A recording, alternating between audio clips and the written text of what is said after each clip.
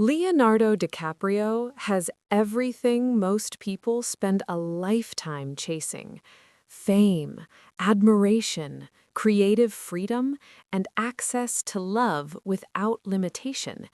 Yet one pattern has followed him quietly for decades. Every relationship ends before it becomes permanent. Different women, different years, the same emotional exit. Hollywood shrugs and calls it preference. The internet turns it into a joke. The media frames it as choice. But repetition is never just preference. When someone consistently avoids emotional permanence, it's rarely about who they love. It's about what they're protecting. This isn't a story about age gaps or tabloid headlines. It's a story about why intimacy feels safe only as long as it remains temporary. Leonardo DiCaprio doesn't run from love. He leaves when love starts asking for a future. And that difference changes everything. Fame didn't create Leonardo DiCaprio's fear of commitment. It exposed it. Long before any relationship made headlines, there was already a pattern forming beneath the surface. Success arrived early. Validation arrived constantly. But emotional grounding never fully settled in. In a life where everything moved fast, projects, locations, people, nothing was designed to stay. And when impermanence becomes normal, stability starts to feel unfamiliar. Love didn't enter Leonardo's life as partnership, it entered as relief. Relief from pressure, relief from expectation, relief from the invisible demand to eventually slow down. For someone whose identity was built around freedom, commitment felt less like connection and more like surrender. Not surrender to another person, but surrender to time, responsibility, and emotional permanence. This is the part most people miss. Leonardo didn't avoid relationships. He avoided what came after relationships became serious. Because once love stopped being exciting and started asking for structure, it threatened the one thing he protected most: control over his own emotional rhythm. By the time the public started noticing, the pattern was already complete. The relationships followed a familiar rhythm: fast attraction, strong chemistry, public appearances filled with ease and laughter. But beneath the surface, something was missing.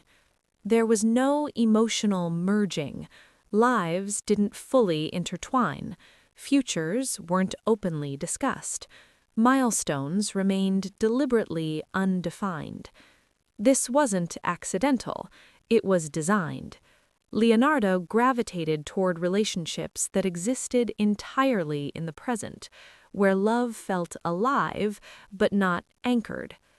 As long as the relationship stayed light, it felt safe. As long as it stayed undefined, it felt controllable. But permanence changes the balance of power.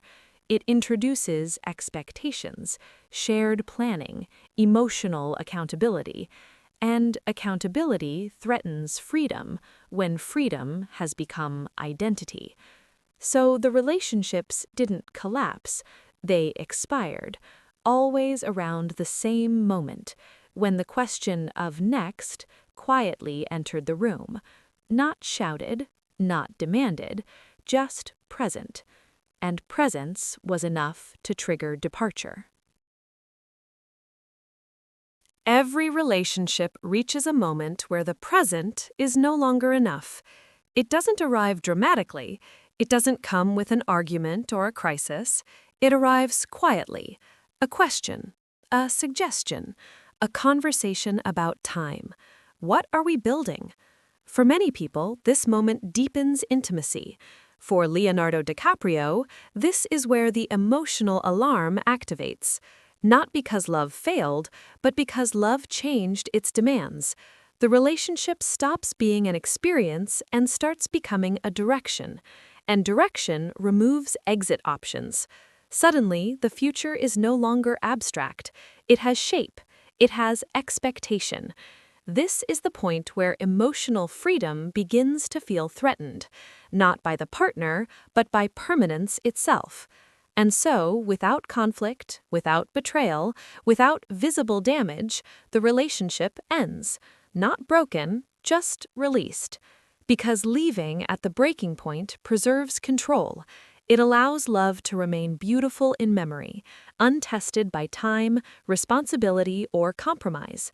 And for someone who values freedom above attachment, that feels safer than staying. Leaving first often looks like confidence. It looks like choice, like independence, like emotional strength. But in many cases, it's fear wearing control. For Leonardo DiCaprio, ending relationships before they deepen creates the illusion of freedom. If he leaves, he doesn't risk being left. If he controls the ending, he avoids the vulnerability of staying. This isn't conscious manipulation. It's emotional self-protection learned over time. Because staying means exposure. Exposure to disappointment, to emotional responsibility, to the possibility that love might fail. Not because of timing, but because of who we truly are. By leaving early, Leonardo preserves an ideal version of love, unchallenged, uncomplicated, untested. But this protection comes with a cost. Growth only happens where comfort ends, and relationships that never reach discomfort never reach depth. So the pattern continues, not because he can't commit, but because commitment requires surrender, and surrender feels more dangerous than starting over. Time keeps moving. Faces change. Moments fade. New beginnings replace old endings. But the emotional landscape remains the same. For someone who leaves before depth forms, nothing truly resolves. Each relationship ends cleanly. No major conflict, no visible damage, yet something subtle accumulates. Not heartbreak, distance. Distance from emotional intimacy, distance from shared history, distance from the kind of love that only forms through endurance. The irony is this: by avoiding pain, Leonardo also avoids transformation. Because pain is not the enemy of love, avoidance is. Without confrontation, patterns survive untouched, and repetition begins to feel like motion, even when it's actually stagnation. Years pass, the world evolves, but internally, the same emotional loop continues. Because growth requires staying long enough to be changed, and leaving early preserves comfort, but freezes development. Karma doesn't arrive as punishment. It arrives as repetition. What we refuse to face returns, not louder, but more familiar. Leonardo DiCaprio didn't lose love. He preserved it, over and over again.